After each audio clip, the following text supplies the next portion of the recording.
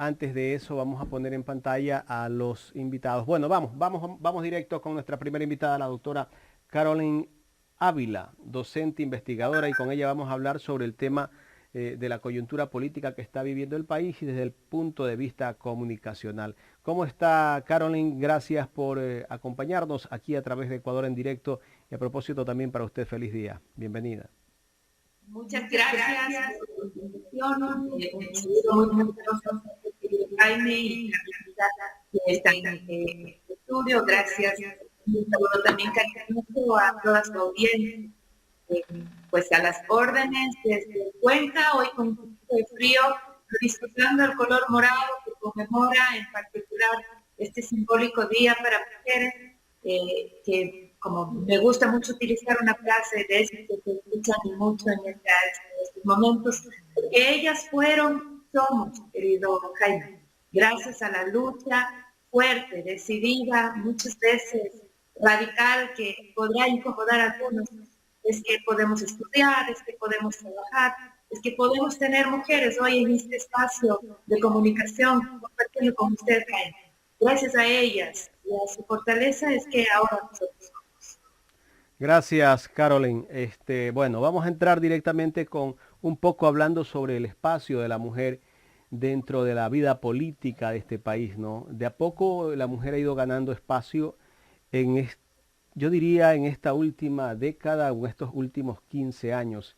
Antes la mujer casi tenía poca presencia en la política, pero ya en estos últimos 10, 15 años hemos visto a presidentas de la Asamblea, hemos visto más ministras mujeres. Antes casi era raro ver a una mujer ministra, era raro ver a una mujer asambleísta. El espacio que se ha ganado es gracias tal vez al gobierno de Correa, que tal vez le dio un poco más de, de oportunidad a la mujer, y se creó también a través de ciertas leyes de que en la política tienen que ir un hombre y una mujer. No sé si es que todo dependerá de un solo gobierno, pero coincido con usted en que ha sido una lucha progresiva, ¿no? De Cuenca, por ejemplo, puedo recordar nombres como Susana González, María Salazar y, por supuesto, Rosalía Arteaga, que han surgido en los 90 y que los años 2000 y que permitieron tener un poco más de presencia de mujeres. Y es una pena que hoy en día, por ejemplo, este reciente Consejo Cantonal tiene solo 2 concejalas. Hemos tenido candidatas mujeres en la prefectura de las elecciones pasadas.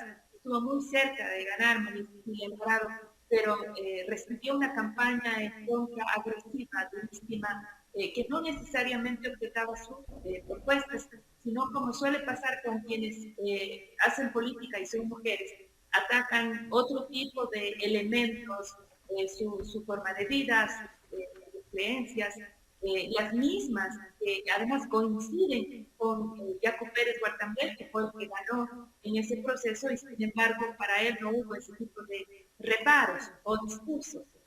Suele pasar eso con mucha frecuencia con las mujeres que están en puestos de poder o que están buscando en puestos de poder. Es mucho más compleja la carrera para una mujer empresaria, por ejemplo, para una mujer en la industria. A propósito de un foro que tendremos hoy en la tarde, el colectivo Mucho Mejor, la corporación Mucho Mejor Ecuador, es porque es importante resaltar esa gestión. Y es bueno que las instituciones políticas, que la legislación promueva estos espacios. Usted tal vez se hace referencia a ese tipo de espacios legislativos. Tuvimos 3 personas al frente de la Asamblea en el contexto de la Revolución Ciudadana, y eso probablemente da cuenta de estos espacios públicos de exposición. Pero no alcanza, porque a la misma forma en la que se resaltaba el espacio de la mujer, se le daba espacios públicos fuertes de exposición, también se mencionaba en broma, medio en sátira, que había muy poquita tela para las asambleístas. Entonces, periodistas tenían las referencias a su contextura física que terminaban siendo esos los rechazos y no su trabajo periodístico. Entonces, si bien es cierto, son bromas, o son comentarios, son necesarios ser expuestos para evitar que este tipo de circunstancias terminen siendo normalizadas en la sociedad. Entonces, es importante insistir en aquellos elementos que han sido buenos, positivos, que permiten a las mujeres seguir creciendo en espacios de exposición pública, pero también es importante resaltar lo mucho que falta todavía. Y de entrada puedo decir, falta que los partidos y movimientos políticos se comprometan en formar y en exponer políticamente a las compañeras y compañeros, mujeres en general, digamos, que están formando parte de sus filas, porque no pueden estar solamente para llenar las listas del momento de elegir, de poner una papeleta. Esa es una de las grandes necesidades que tienen las mujeres hoy.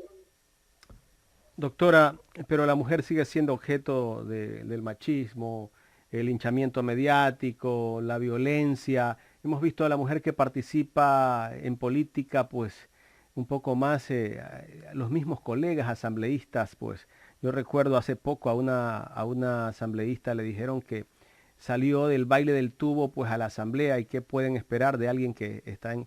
Imagínense un tipo de ese un comentario de esa naturaleza de parte de un asambleísta que ahora es consejero presidencial, eso significa que a la mujer siempre todavía la siguen viendo de una manera como participando en política como que algo como anormal, ¿no? Las críticas que se hacen no se hacen hacia las ideas o hacia la propuesta política, sino se hace hacia estos otros elementos de incluso su vida privada o intereses personales. Entonces, mencionar estos atributos como defectos o como circunstancias de reproche, en lugar de hablar sobre la cuestión política, es el gran problema que tienen mujeres que están en exposición pública. En la política se es más frecuente, pero pasa mucho también en el sector corporativo. Por ejemplo, una mujer no se puede permitir mostrar sus emociones, porque entonces es histérica. En cambio, un varón, un gerente de una corporación, que se muestra fuerte, firme, ¿cierto? Molesto por algo, él no es histérico, no, él es un hombre fuerte, que es decidido, que tiene su carácter. Pero una mujer que hace exactamente lo mismo es una loca o es una histérica. Probablemente las personas que me están escuchando coinciden o no. Lo importante aquí es que comencemos a prestar atención, porque muchas de las veces hemos normalizado frases, expresiones, actitudes que no están bien. El hecho, por ejemplo, de esta asambleísta que mencionó esta referencia sobre su compañera legisladora, porque son ambos miembros del pleno en este momento, es una falta de respeto profundo, pero pienso yo, tal vez él ni siquiera pensó que estaba ofendiendo, porque lo tiene normalizado, porque es parte de las bromas, de parte del castigo. Entonces, es importante prestar atención a esos comentarios, inclusive los castigos, para evitarlos, para que después, cuando estemos en espacios públicos, no generemos estas circunstancias. Yo vengo de la academia, y nos pasa seguido en la academia este detalle, ¿no? Hay un compañero que presenta un proyecto, digamos.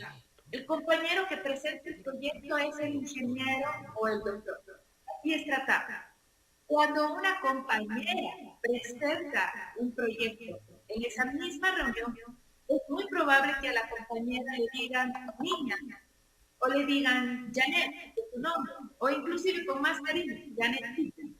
Entonces, ¿y por qué la diferencia? No es por la falta de confianza, es porque hemos tenido años de usos y referencias a los varones por y a las mujeres por el nombre o por algún otro tipo de protección. No es de como dijera no, es simplemente una forma de trato de la cual hemos venido acostumbrados años.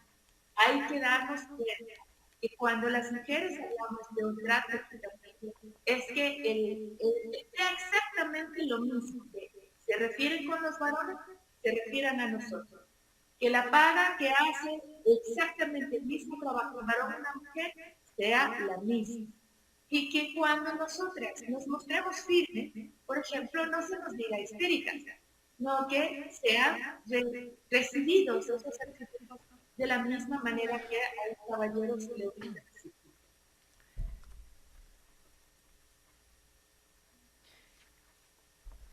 Bueno, efectivamente, doctora, así es, y bueno, eso es algo con el que tenemos que en esta sociedad aún ir trabajando porque aún nos falta conquistar muchos espacios y sobre todo ganarse pues ese respeto, ¿no? En algunos espacios que aún nos hace falta. Pero justamente vámonos a ese espacio tan coyuntural que es el de la asamblea, ¿no? Donde en los actuales momentos está pues dirigida por una mujer que pese a las acciones que pueda tomar es mujer y hay que manejar el tema con respeto. ¿Cómo ve usted esta posición de la Asamblea donde se habla de una posible destitución de la presidenta actual Guadalupe Llori? ¿Cuál es el discurso que está teniendo o ha tenido en este año de gestión que ya es un discurso que lógicamente no se puede identificar con claridad. La plataforma pública que ha tenido se ha diluido en esta gestión legislativa. Y creo que eso le está afectando también a la presidenta Llori. El mismo hecho de entrar de alguna manera a la corte a partir del amarre y luces que siempre que sabemos qué pasa, porque es parte de la consigna política de la O sea, narración. doctora, podemos decir esa famosa frase popular que lo que empieza mal termina mal. Entonces, como empezó así, ¿no? Siendo, digamos que un amarre, que un de acuerdo, yo te doy, tú me das, esta es la situación en la que de una u otra manera iba a terminar. Mayorías en saliva de la y esas mayorías móviles, frágiles, por un lado deberían permitir la deliberación y el debate, los acuerdos, pero lamentablemente vemos que la asamblea no ha estado en el lugar. Ha estado más bien, inclusive en el lugar ideológico, puede esperar a que debería permear en la narrativa de la asamblea, pero sí ha estado más bien en un espacio de acomodamiento a partir de objetivos únicos, claros para algunos movimientos sí, en otros no tanto, pero no estoy valorando si los objetivos son buenos o malos, pero son objetivos políticos que de alguna manera han primado en este año de gestión. Entonces, ese es el problema del momento de evaluar la gestión de la asamblea y de mirar las circunstancias difíciles en que la presidenta Llori en este momento se encuentra.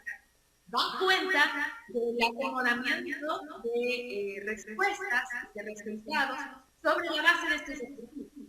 Entonces, ¿qué es lo que quería hacer Pachacuti? No quería ser oposición, me parece, ¿no es cierto? Al menos eso no nos queda muy claro.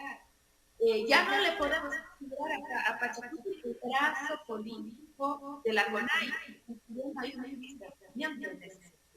Y como no queda claro esta propuesta política de Pachacuti, la utilidad o no de Llori en esa presidencia, o el rol o no de Llori en esa presidencia tampoco queda claro.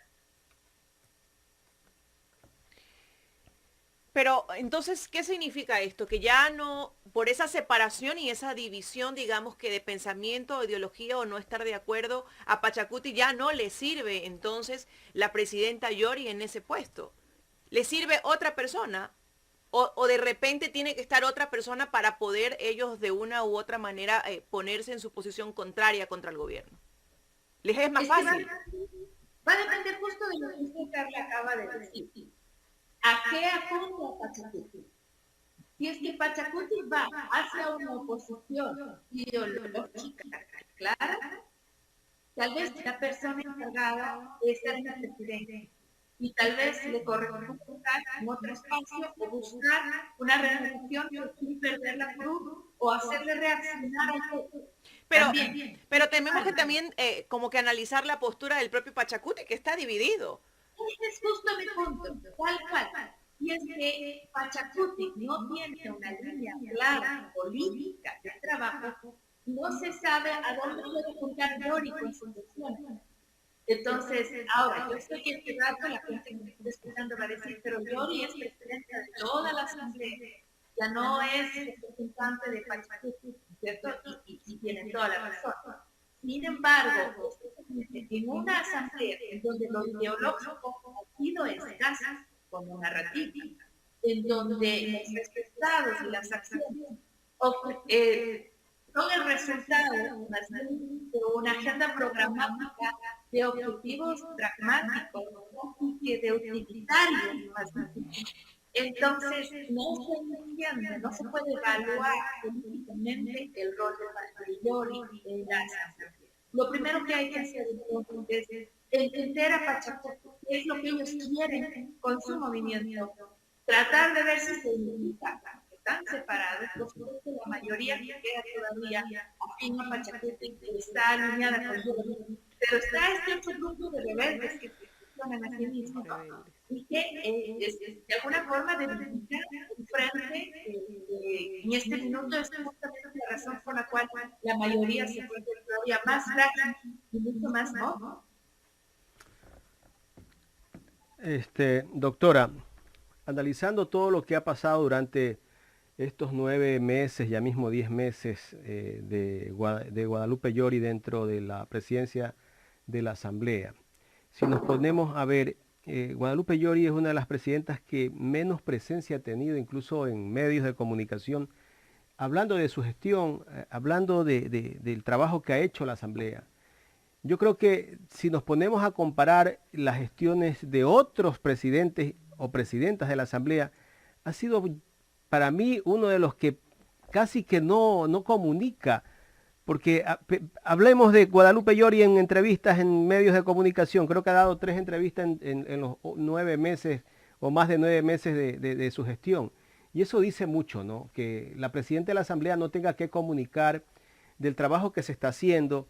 Y luego pues hay una especie como que está entre la India María, estoy como que ni de aquí ni de allá, estoy con el gobierno, pero aunque ellos dicen que no están con el gobierno, pero está claro de que hay un acercamiento casi que directo entre Guadalupe Llori junto a 14 o 15 asambleístas de Pachacuti que están cercanos al presidente Guillermo Lasso. Y eso ha ocasionado un rompimiento de otros asambleístas. E incluso hay 3 asambleístas que están en el centro, que no saben para dónde ir y que de repente están con los rebeldes y de repente están en el centro, ¿no?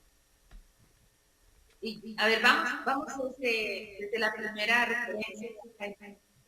La presencia o no de un político en medios de comunicación obedece a varios factores. Algunos de ellos políticos, otros de ellos evidentemente. ¿No? Hay políticos que son muy mediáticos, muy buenos con una cámara, con un micrófono, donde discurso largo, hablan de corrido, que tienen solvencia. Y esos son políticos que les aprovecha mucho cuando hacen comunicación. Hay políticos que no les va muy bien en cámara, son de estructura, son de dirección, de puntualización, ciertas cosas, y que no le hace bien al político en su carrera presentarse en la televisión. Me parece que por ahí apunta el rol de Flor. El problema es que hoy en un político de los años 2022 es que vivimos una política mucho más mediatizada y una persona que no dé cuentas en los medios de comunicación, no interactúe con la población, que no acuda a informar o partir de los medios lo que está haciendo, termina evaluado como muy bien acabado, como alguien escondido, como alguien inclusive que no trabaja. Entonces, esta persona no puede hablar en los medios por las razones que sea. Eso no quiere decir que no deba comunicar. Entonces, tiene que asesoría, tener la presidencia del Congreso, es una mayor habilidad comunicativa del Congreso, de la Asamblea, como le llamamos ahora. para que no se sienta tanta la ausencia, no se sienta tanto la ausencia de ese presidente. Eso da cuenta, digamos, desde la perspectiva técnica de las habilidades o no de los medios. Pero más allá de eso, que el rol ambiguo que permite en este momento yo en la presidencia de la Asamblea, algunas veces afín a la agenda gubernamental, otras, al menos en el discurso, no tan afín a la agenda gubernamental, ha dejado a la Asamblea no muy bien evaluada. Y, por supuesto, el rol de Yori en una circunstancia. Esa es la razón por la cual él se encuentra en una situación crítica. Habrá que ver qué sucede en esta semana, pero la situación es riesgosa desde la propuesta política, ¿no? desde la posibilidad de sostenerse en el poder. Eso en tan poco tiempo es preocupante, primero por la estabilidad del país, luego también por la necesidad de darle valor a una función tan importante como es la del legislativo. Es fácil para uno que mira desde lejos evaluar la asamblea, su crítica de la asamblea, pero una democracia no puede existir sin asamblea o sin congreso. Necesitamos que esa institución se fortalezca. Entonces, también hay una corresponsabilidad, digamos, ¿no? De los medios de comunicación, de la ciudadanía y, por supuesto, del gobernante de turno, para que todos los poderes con los cuales debe tratar la democracia estén firmes, sólidos, institucionalizados. Correcto. Finalmente, Caroline, bueno, la posición de los medios de comunicación, lo que sí llama la atención, ¿no? De que vemos una presidenta de la Asamblea que casi poco ha informado de lo que ha hecho, pero ver cómo defienden los medios de comunicación y cómo han tomado un partido prácticamente desde una posición un poco ideológica desde el gobierno, porque saben que la presidenta de la Asamblea está prácticamente cercana al presidente de la República. Claro, ese es el encuadre que hemos escuchado y que probablemente es lo que más vamos a seguir sintiendo, sobre todo en los medios tradicionales. Los medios digitales, los medios ciudadanos, están en una propuesta específica y es normal, ¿no? Porque permite a su vez tener otros discursos, ¿no? Otras agendas que no necesariamente permean en lo tradicional. Entonces, recordemos también que los medios tradicionales cada vez más configuran un espacio de cuidado, de protección del establecido, del status quo, ¿no es cierto? Y que en el caso del Ecuador, tanto en el gobierno de Moreno como ahora en el gobierno de Guillermo Lasso, hay cierto acuerdo tácito, ¿no es cierto?, que permita tener gobernabilidad, como él mismo lo llama. En el caso, en cambio, del gobierno de Rafael Correa, los medios tradicionales no es que han cambiado de base, se han confundido en ese establishment, en ese status quo. Lo que pasaba es que el gobierno era confrontador con esos medios y generaba otro espacio de movilidad política. Hoy en día el entorno político, el debate político es entonces, lo que estamos viendo es justamente esa circunstancia, suerte de cámara de eco en ciertos medios de comunicación, los más tradicionales, menos crítica, sin embargo, no está ausente, sí existe, obviamente no con la fuerza, pero sí existe. ¿Por qué? Porque primero, ante la crítica, la necesidad de gobernabilidad en el primer año de Doctora, queremos agradecerle por haber aceptado este diálogo aquí en Ecuador en directo. A ustedes, muchas gracias por la invitación.